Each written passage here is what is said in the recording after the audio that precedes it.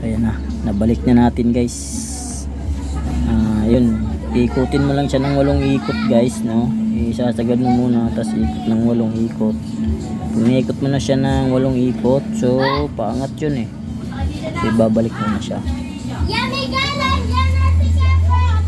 So ikakabit na natin yung lock guys.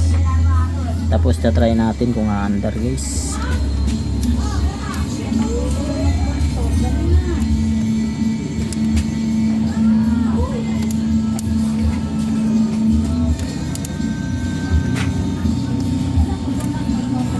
Problema ko ay mandar ka ganun.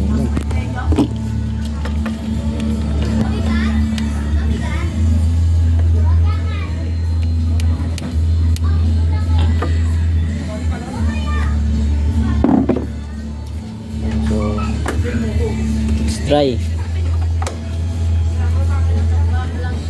Pag ito guys sira, tatakbo na tayo sa sa kasa.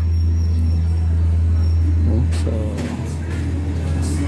sana mandar.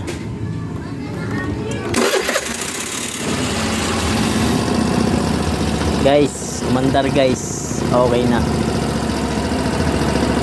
Yun na lang pala ang problema guys. Ayan na guys, mandar na guys.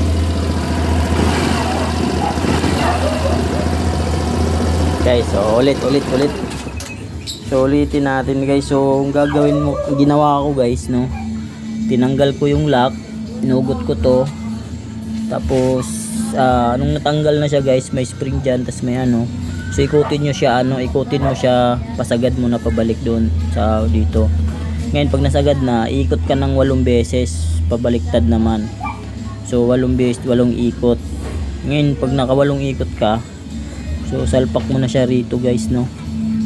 Tapos balik nyo yung lock, tapos subukan ulit magpaandar. So yun doon guys, gumana guys. Ayan, gumana guys. Kanina ang hirap paandarin, namamatay. So ayan. So instead na gumastos pa ako papuntang kasa, kung ganun lang din naman ang gagawin nila. Kaya ayan, minsan mag-resets guys, no. Nakakatulong. Okay na guys. Yun lang ang problema guys, ha. So solve ang problema. Ayan, ito na, wala din na tayo gagastos.